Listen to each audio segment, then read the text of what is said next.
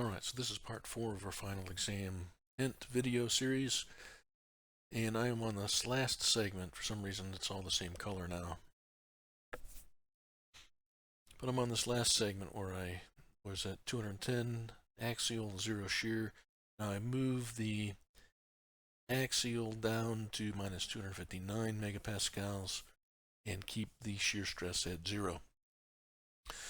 I have added some additional points in here just to make it a little bit more refined. Okay, so I'm taking it as an increment of 1 megapascal. Now, this is the von Mises value, but this does not take into account the shift of the backstress tensor, the shift tensor or the backstress tensor.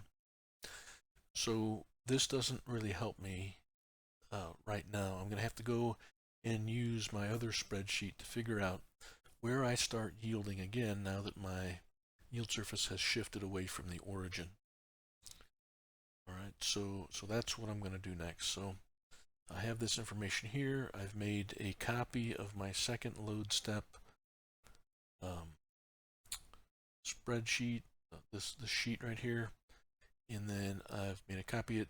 I call it third step part A, and I will modify that using the final value of my strain state and my back stress value.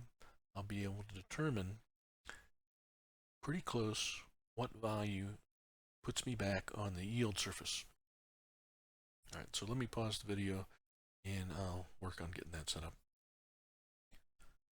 Alright, so as I just described, I copied in my stresses that I'm changing to. Okay, so 210 to 209 and so forth. I'm doing 1 megapascal increments. My alpha is staying constant. I'm calculating my xi, and then I'm calculating my Mises yield function value. Let me see if I can split the screen.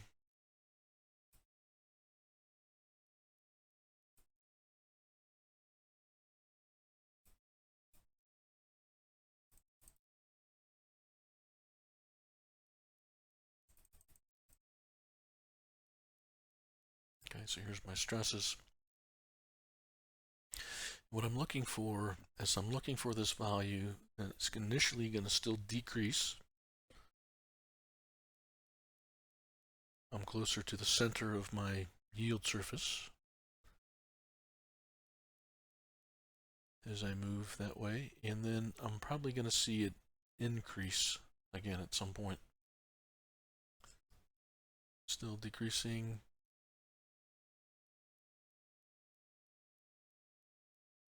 Alright, so somewhere around here it starts increasing, so I'm moving away from the center, getting further away from the center of my yield surface. So closest it got was, looks like around 54 or something.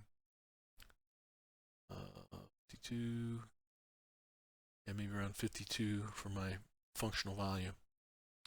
And now I'm pulling away from the center. I haven't reached the surface yet. I'm pulling away.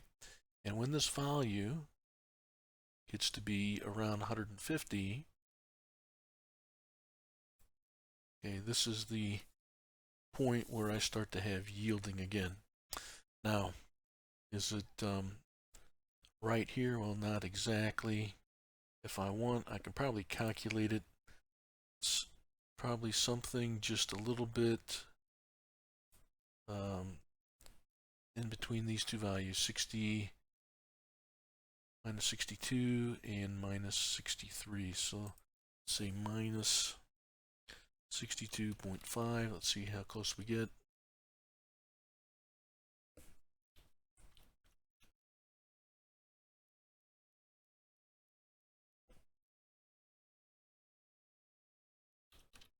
Go the other way. Minus 61.8.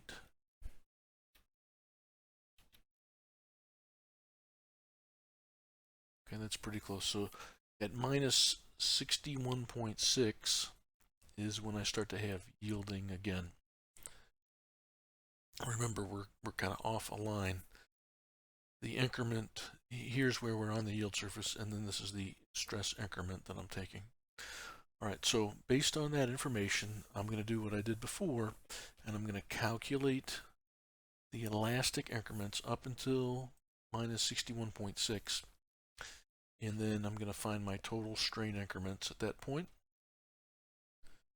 and then from minus 61.6 to minus 259 megapascals axial stress, then I'm going to do my plasticity calculation again. All right, so I will probably let me do the elastic part in this video, and then I'll do the plastic part again in the next segment, next video. I'm gonna take a little pause right here. All right, so basically I chopped that other stuff out. Here is my alpha vector, here's my xi. The xi, of course, is based on this minus this. And my yield function value is right on the yield surface. And then I have the corresponding strains that I get elastically. So just like I had before, get up here. Partial derivatives don't matter, the n doesn't matter. The d mu is set equal to 0, so I get 0 d alphas. The d lambda is set equal to 0, so I get no plastic strain. But the important part here is the elastic strain increments. And I'll just copy this down, and then I'll be able to calculate my total strain increments. All right, so let me do that, and then I'll get set up for the next